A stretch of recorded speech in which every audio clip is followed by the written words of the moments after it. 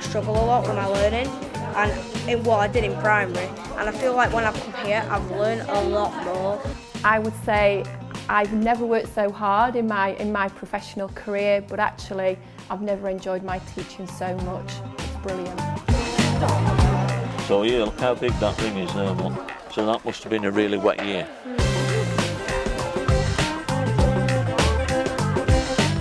Urban sprawl. Urban sprawl, excellent. Log in. XP School in Doncaster teaches students through learning expeditions.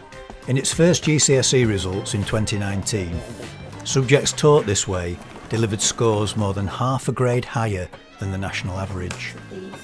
11 times oversubscribed, it has never hired a single supply teacher in 5 years, and it's permanently excluded just one pupil, ever. We focus on three things. Yeah, we focus on character growth, we focus on creating beautiful work, and we focus on academic progress.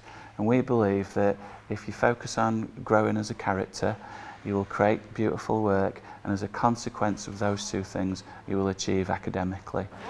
Staff at XP spend a great deal of time planning their expeditions at the start of every term. They come up with their own ideas for the theme, often inspired by contemporary events. Kerry Ponsier, a Year 7 humanities teacher, works with her colleagues to think of a guiding question which will drive the whole project. So we're thinking of like an environmental expedition, and we're taking the story of the Lorax by Dr. Seuss as our inspiration. A key element of it is that we meet as a group of staff, so it's about having that rigour and having that accountability amongst each other. It's all public, and we do a lot of that here. Because planning expeditions is really, really complicated. They get a sense of fire in their bellies because they love the work that they're doing. It's powerful stuff, and so our staff work incredibly hard. And that's why it works. Each expedition at XP is mixed ability and cross-curricular, but is carefully mapped to the standards required for the national curriculum and for GCSEs, including the core subjects of English, Maths and Science.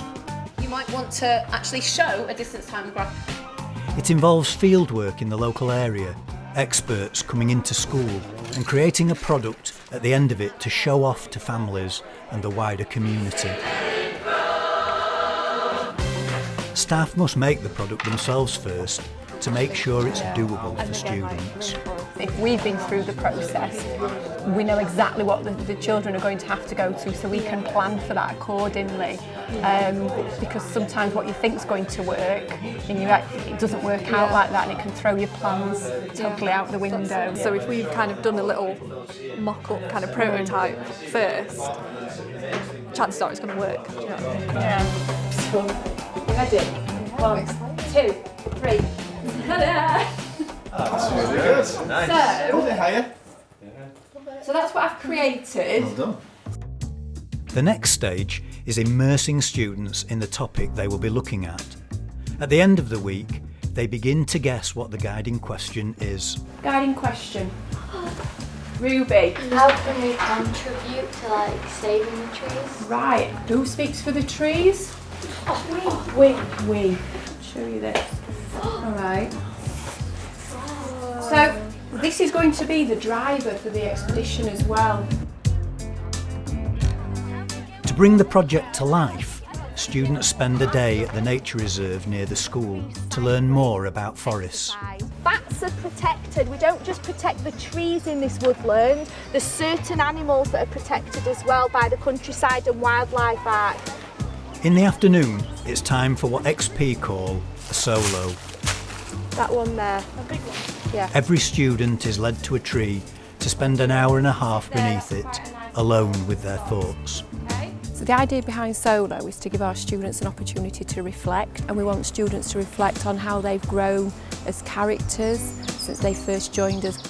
And we've also asked them as well to write a letter to their future self, to kind of think about how they might grow in the future as well.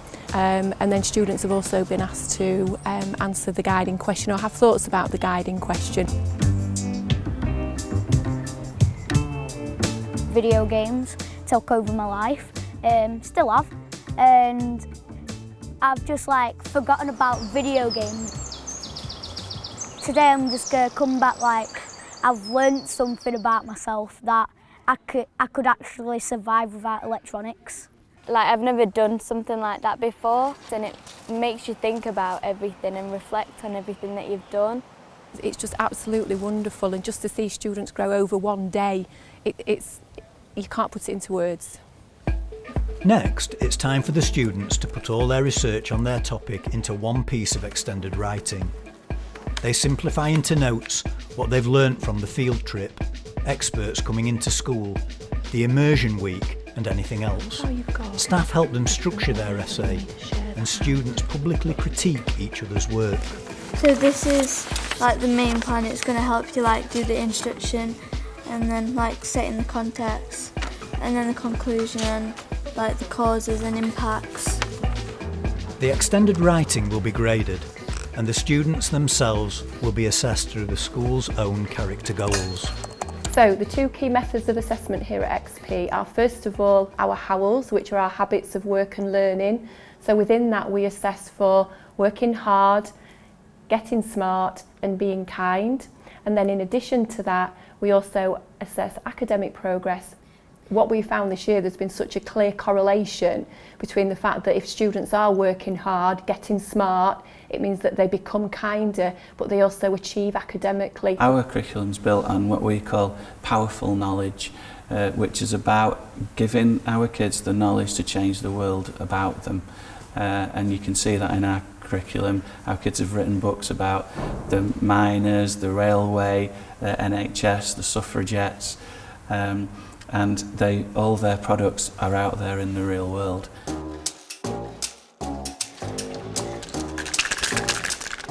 The final product this term will be a permanent reminder of the expedition on a wall in the school for all to see.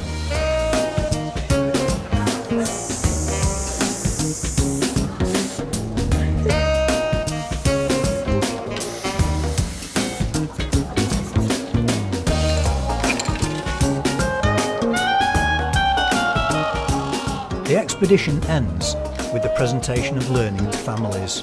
Hello and welcome to E25's presentation of learning. Our beautiful rainforest cities are making way for your ugly concrete jungles. So, will you speak for the trees with me? Students develop their confidence by speaking publicly about what they've learnt, and then their product is unveiled. I am Lawrence. I speak for the trees.